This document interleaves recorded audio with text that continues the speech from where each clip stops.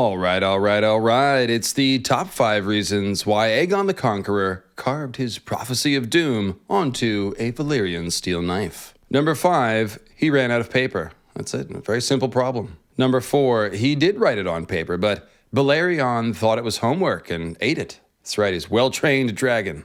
Number 3 reason why Aegon carved his prophecy on a Valyrian steel knife, Visenya, turns out, makes fun of people who write on paper. She has the meanest jokes, so. Number 2, all paper in Valyria was made of Valyrian steel. In fact, they wrote everything on knives and swords and stuff like that. And the number 1 reason why Aegon carved his prophecy on the knife, because Aegon loves to play knifey-spoony. You call that a knife? This is a knife. That's not a knife, that's a spoon. All right, you win. I see you've played knifey-spoony before.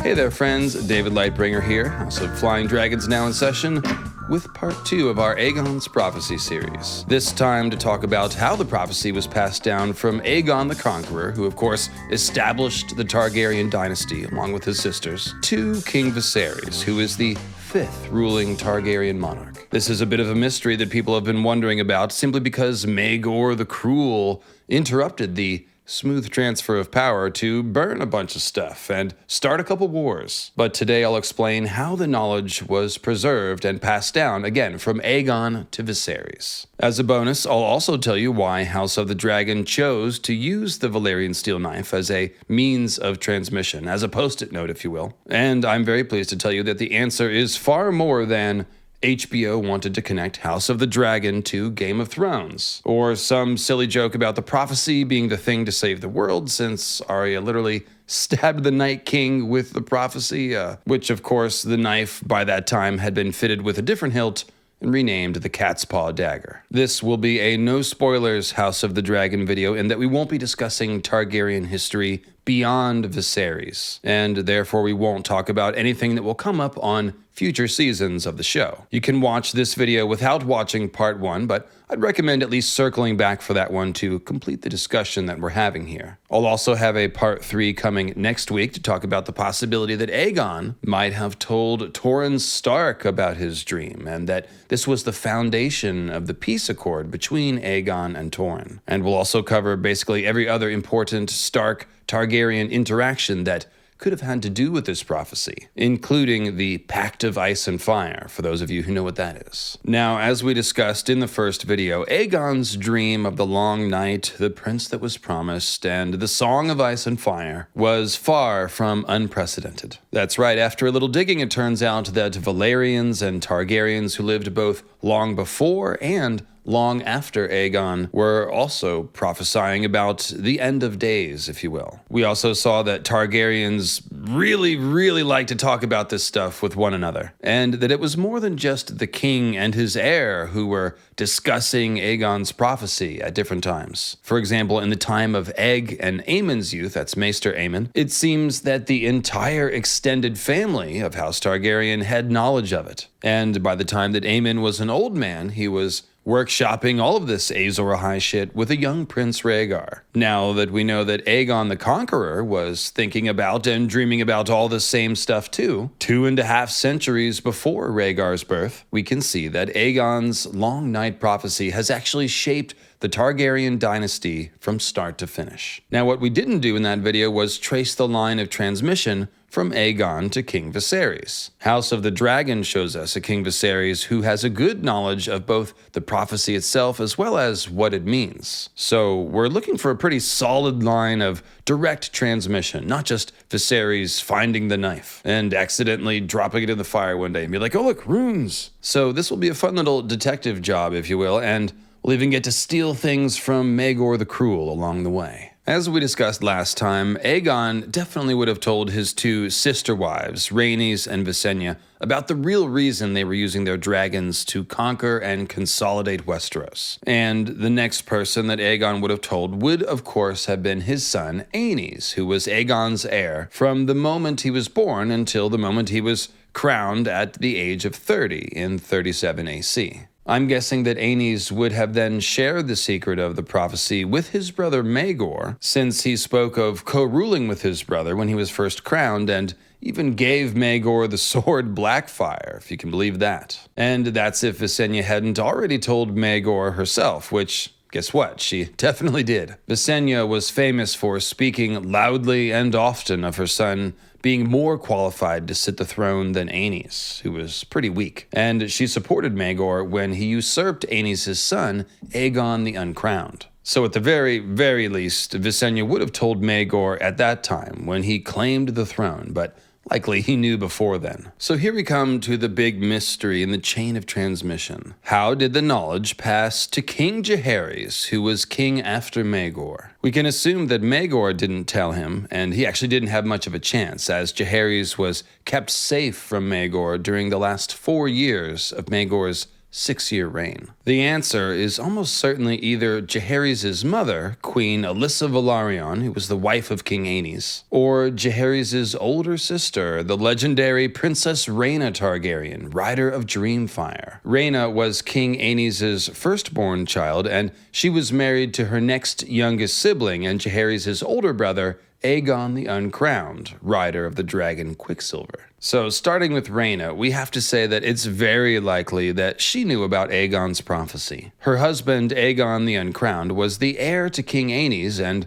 would have known of the prophecy because of that. And he probably told Rhaena, who, again, is both his sister and his wife. It's even possible that Rhaena might have heard Maegor mention it, because Maegor, of course, wed Rhaena against her will after killing her husband Aegon and his dragon with Valyrian the Black Dread. It's also well possible that Rhaena knew of the prophecy before she ever married her brother Aegon, because as Aenys' eldest child and a dragon rider, Rhaena may have been told about it by King Aenys himself. Plus, her dragon's name is Dreamfire, which is certainly suggestive, and since Dreamfire was a hatchling when she bonded with a 9-year-old Rhaena, we can assume it was Rhaena who named Dreamfire. So, did Rhaena dream of a great fire at the end of days? Perhaps. Now, Queen Alyssa Velaryon, the wife of King Aenys, is perhaps even more certain to have been in the know. Alyssa was her husband's cousin, or maybe second cousin, it's unclear. And she was, of course, born of House Velaryon, who descends from old Valyria, just like the Targaryens do. That means that Alyssa wouldn't have been seen as some sort of outsider to the family, like, say, Alicent Hightower was, and therefore was probably in on the family knowledge. In other words, Alyssa and Aenys were very close, both in terms of the family tree and in terms of their relationship. It's Targaryen stuff, you know how that goes. And Aenys would also have known that his father Aegon had told each of his sister wives about the prophecy, and therefore probably did the same. So here's the really cool part. Both Alyssa and Rhaena worked to undermine Maegor, and then they both stole important Targaryen stuff from him near the end of his reign in order to help preserve the Targaryen dynasty. Queen Alyssa, who had been held prisoner on Dragonstone under the custody of Visenya, escaped with her children, Jaehaerys and Alysanne, when Visenya died, and cleverly thought to snag Dark's sister on her way out. Way to go, Mom! Alyssa and her children then hid at Storm's End, and 9 days after Maegor died, they emerged to claim the throne for Jaehaerys, who was only 14 at the time. The age of majority in Westeros is 16, so Alyssa served as Queen Regent for Jaehaerys for the next 2 years. And that means that if she had had the secret of Aegon's prophecy, she very obviously would have passed it to her children at that time, since they were now the king and queen of Westeros. Then we have Rhaena, again, the legendary Rhaena Targaryen, who actually managed to one-up Alyssa by not only stealing the other Targaryen family sword, Blackfire, from under the nose of a dying Maegor. Rhaena also snagged Aegon the Conqueror's Valyrian steel crown. Sticky fingers, that Rhaena Targaryen. Now, all this stealing from Maegor the Cruel is, of course, good, clean fun, but the point I want to make here is that Rhaena and Alyssa seem to have taken actions to salvage the Targaryen legacy from Maegor's disastrous reign, and therefore it would stand to reason that they also passed knowledge to Jaehaerys, along with these prized relics. From Jaehaerys, it's pretty much all downhill sledding, since we know that Jaehaerys had plenty of opportunity to tell Viserys all about this stuff after Viserys was named Jaehaerys' heir by the Great Council of 101 AC, which of course we saw on the first episode of House of the Dragon. The big mystery was how it got from Maegor to Jaehaerys, but I think it's obvious that the knowledge passed through his mother, Alyssa, or his auntie, Rhaena, the two sword thieves. Now, as to what happened to this knowledge after the Dance of the Dragons, well, like I said, I don't want to get into that because I'd have to talk about spoilers for the next few seasons of the show. But suffice it to say that a lot of Targaryens die suddenly in the war, and it's very likely that a lot of the family knowledge was lost in the process. Baelor the Blessed, the book burner, comes along only 2 generations later, and we know that he burned Barth's writings and basically anything else that wasn't good and proper in the line of the 7, if you will. Some of this knowledge must have been written down and saved from Baelor's fires, though, because 70 years later, King Aerys I was reading about prophecies of the return of dragons in older scrolls, as we discussed in the first video in this series. Alright, so why did House of the Dragon choose to have Aegon write his prophecy down on a knife? Well, I was just talking about Aegon's crown, and I've joked before about Aegon's prophecy having also been perhaps inscribed on the inside of the crown, right next to where it says, "This belongs to Aegon." And though I was mostly kidding, I do want to make a point here. House of the Dragon didn't invent the idea of etching runes into Valyrian steel. And in fact, there could be other inscriptions on other Valyrian artifacts, both in the show canon and the book canon. So for example, Euron Crowseye, who is of course very different in the books than on the show, has a suit of Valyrian steel scale armor, which is described thusly.